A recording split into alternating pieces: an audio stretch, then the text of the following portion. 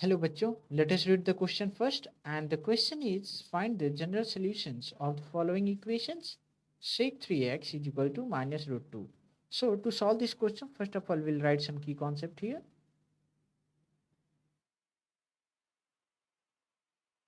The key concept is that the formula that we are going to discuss here. So suppose we have cos of theta is equal to cos of alpha, मान लीजिए ऐसा दिया हो, ठीक है, और हमें बोला जाए कि जनरल सोल्यूशन फाइंड करना है, ठीक है। तो कैसे करेंगे? सबसे पहले थीटा इज इक्वल टू क्या होता है इस केस में 2n pi plus minus alpha, ठीक है। जहाँ n क्या होता है, n बिलोंग करता है जेड से आपका, यानी n की वैल्यू क्या क्या पॉसिबल हो सकती है, n की वैल्यू आपका 0 हो सकता है, प्लस माइनस 1 हो सकता है, plus minus 2 and dot dot dot so on.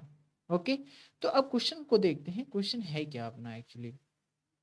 और उसके पहले हमें ये समझना होगा, क्वाड्रेंट समझ लेते हैं कि किस क्वाड्रेंट में कौन सी वैल्यू, किस ट्रिग्नोमेट्रिक फंक्शन की वैल्यू पॉजिटिव और किस ट्रिग्नोमेट्रिक फंक्शन की वैल्यू निगेटिव होता है, ठीक है। इसमें हम जानते हैं कि फर्स्ट क्वाड्रेंट होता है, इसमें all value, all trigonometric functions positive होते हैं, और इसमें क्या होता है, साइन पॉजिटिव होता है, साइन और कॉसेक, बाकी सब निगेटिव होता है, ठीक है।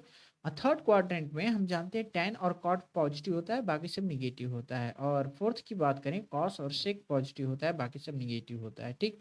इस केस में ये 0 से 90 होता है, यानी थीटा यदि बात करें तो थीटा होगा, और ये कहाँ से कहाँ तक लाई करता है, 0 टू 90 डिग्री, ठीक है।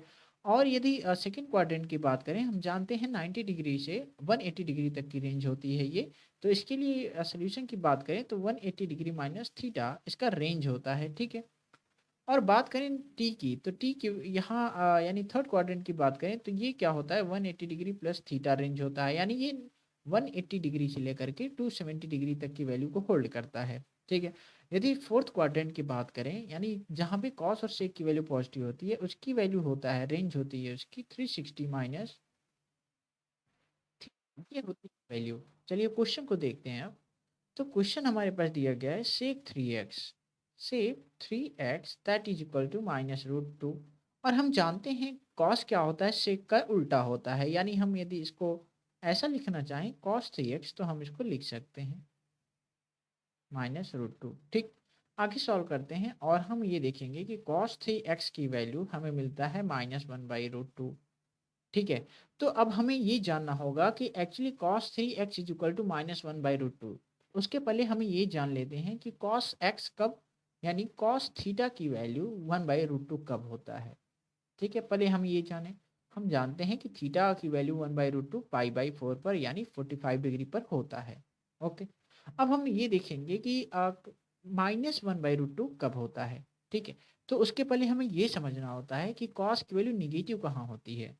हम जान सकते हैं कि फर्स्ट क्वाड्रेंट और सेकेंड क्वाड्रेंट एक ऐसा क्वाड्रेंट है जहाँ पे ये दोनों कॉस की वैल्यू पॉजिटिव होता है हमेशा, ठीक। यानी निगेटिव कहाँ पर होगा, निगेटिव या तो सेकेंड क्वाड्रेंट में हो सकता है, यानी या फिर थर्ड क्वाड्रेंट में, तो दो केसेस में कॉस की वैल्यू निगेटिव पॉसिबल है, ठीक। तो हमें लेना होता है मिनिमम वैल्यू, तो यानी हमें किस वैल्यू के लिए ये -1/√2 दे रहा होगा, ठीक।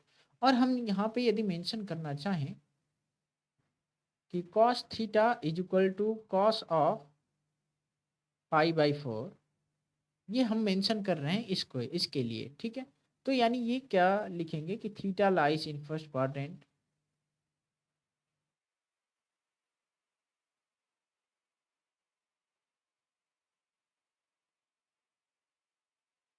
यानी थीटा क्या है, लाई करता है फर्स्ट क्वाड्रेंट में। अब केस ये बनता है कि बट हम नहीं जानते कि -1/√2 के लिए क्या लिखना है, ठीक है। तो अब हम क्या करेंगे कि ये देखेंगे कि ये सेकंड क्वाड्रेंट यदि हम लेते हैं तो यानी 180 डिग्री माइनस थीटा करेंगे। तो इस केस में थीटा की वैल्यू पाई/4 है, बेसिक वैल्यू हम पहले एज्यूम कर लेंगे, और उसके बाद हम यहाँ पर वैल्यू को सब्सटीट्यूट करके वैल्यू को फाइंड आउट कर लेंगे, ठीक है। तो सेकेंड क्वाड्रेंट में निगेटिव होता है, तो यानी एक्स की वैल्यू आप क्या बोल सकते हैं, 180 डिग्री माइनस थीटा, यानी 180 डिग्री मतलब माइनस पाई माइनस थीटा, और थीटा हमने देखा क्या है, थीटा पाई/4, तो यहाँ रखेंगे, तो पाई माइनस पाई/4, ठीक है। तो यहाँ से x की वैल्यू हमारा आ जाता है 3 पाई/4, और ये 3 पाई/4 किस क्वाड्रेंट में लाई करता है, तो ये आपका लाई करेगा सेकेंड क्वाड्रेंट में, lie in second quadrant, second quadrant. Quadrant में लाई करता है। तो फाइनली हमें वैल्यू मिल जाती है x की जो 3 पाई/4 है। यानी हम अब यहाँ से वैल्यू लिख सकते हैं इसके जगह पे, चलिए लिखते हैं। यानी अब हम क्या लिख सकते हैं कि cos 3x जो है वो cos 3 पाई/4 पर क्या देता है, -1/√2 दे देता है। तो फाइनली हमें ये वैल्यू मिल जाती है जिससे हम कंपेयर कर सकें और जनरल सोल्यूशन को फाइंड आउट कर सकें, ठीक है। तो अब यहाँ से हम थीटा की वैल्यू यदि बोलना चाहें यहाँ से कि कंपेयर करने के बाद इस इक्वेशन से, तो थीटा की वैल्यू हम बोल सकते हैं आपका 3x हो गया और आपका अल्फा जो होगा वो 3 पाई/4 हो गया, ठीक। अब यहाँ क्या करेंगे, इक्वेशन जो हमने एज्यूम किया है आखिरी कॉन्सेप्ट में उसको हम फिर से रिराइट करते हैं और ये हो जाएगा आपका 2n pi plus minus alpha. तो वैल्यू दोनों हमें पता है, थीटा की वैल्यू हमने देखा 3x है, तो यहाँ पे हम वैल्यू को सब्सटीट्यूट कर देंगे 3x और 2n पाई और ये प्लस माइनस अल्फा, और अल्फा की वैल्यू हमने देखा 3 पाई/4 है, ठीक। अब हम यहाँ से x की वैल्यू फाइंड आउट करेंगे और उसके पहले यदि हम चाहें तो ये पाई यहाँ से कॉमन ले सकते हैं। पाई यदि कॉमन लेते हैं तो हमारे पास क्या बचता है, 2n प्लस माइनस 3/4, ये वैल्यू हमें बच जाती है, ठीक है।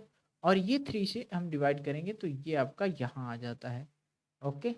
तो यानी हम क्या बोल सकते हैं, हम यहाँ से बोलना चाहें तो हम बोल सकते हैं this will be our final answer, और we can say the general solution for the sec 3x is equal to -√2, okay. So this will be our final answer, and before that we need to understand here is that so n value जो होता है वो 0 plus -1 plus -2 and dot dot dot so on, ये होती है n की value. So hope you understood it well, best of luck.